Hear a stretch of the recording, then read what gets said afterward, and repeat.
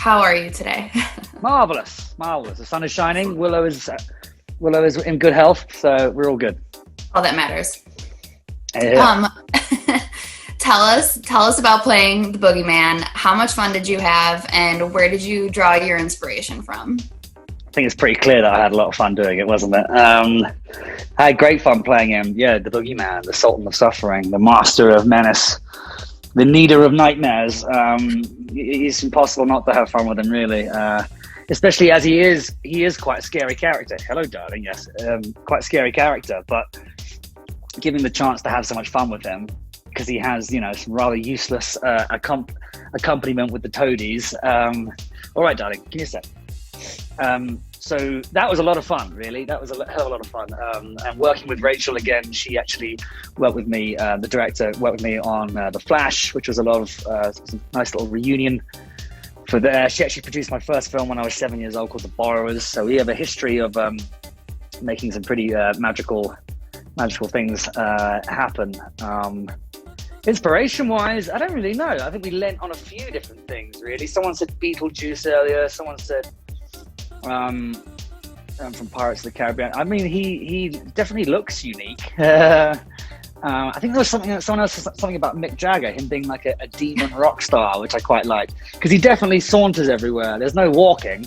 Everything is sort of a fabulous ballet move almost with him. So it's kind of counterintuitive because he is, as you said, the Boogeyman, the worst person in the world. The makeup was amazing, though. Can you talk me through how long did it take every single day to do that?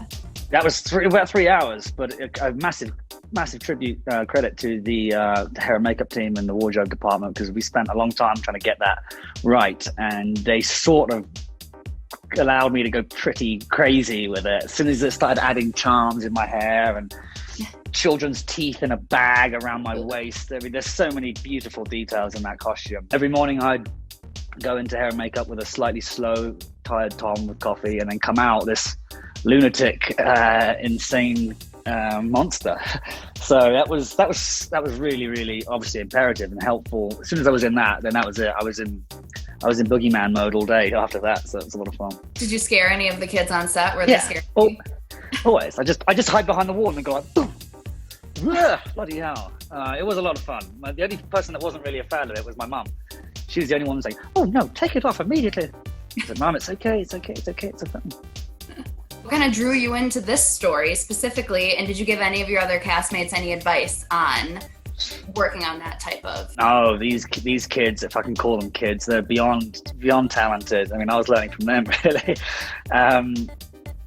It was weird being the senior member on the set. I was like one of the oldest people there, which is kind of fun and strange. They were all very, very big. Well, most of them were big Slytherin fans, so that made it easy to get their affection as Tom, not as the Boogeyman for sure.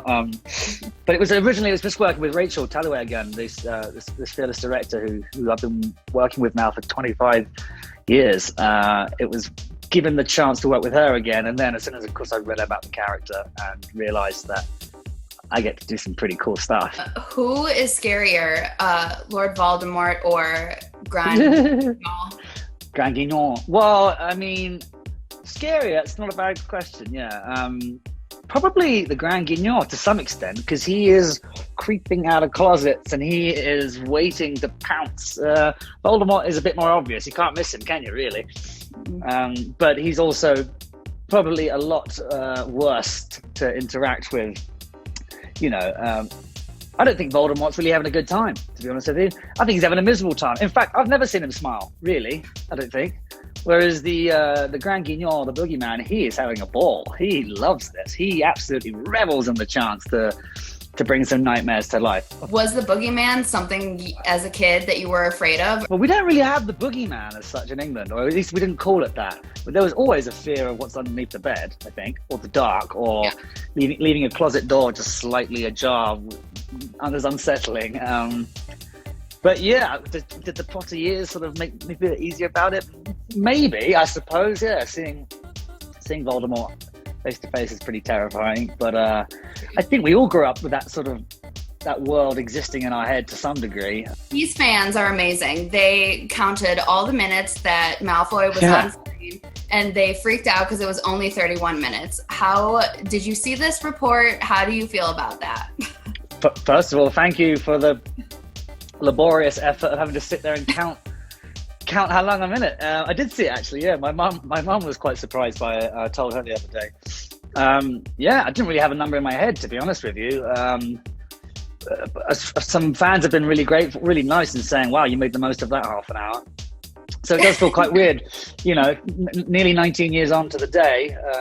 That half an hour has lasted me quite well. I think a tribute to the writing, obviously, the character himself, and hopefully a little bit of a nod towards my performance. How are you and the cast keeping up these days?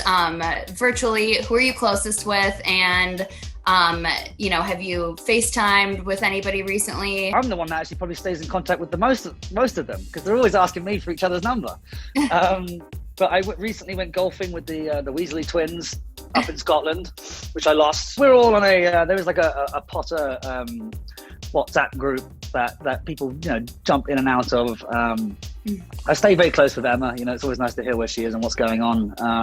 But I think everyone's a bit in need of a catch up now, especially with everything going on. Getting a chance to sort of reflect on those 19 years, I think it's going to be pretty epic that we've got the on November 14th. It will be the 19th year anniversary of the first film coming out, which is amazing, staggering. Right? What is one thing from the wizarding world that you wish existed today? Oh, mate, there's so many things, isn't there? I mean, there's the obvious things of like my wand would be pretty helpful. My broomstick would be pretty bloody helpful.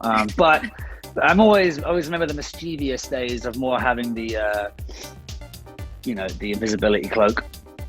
A lot of mischief could be done with that, and even down to the butterbeer. It'd be quite nice to have a crack at that, I think. Although they do make it now at Universal. Lots of things. By the way, I've got my my Gryffindor face mask at the ready, which I'm getting a lot of stick for from the fans online. But yes, if you're gonna have to wear a mask, you may as well pick the terrible house.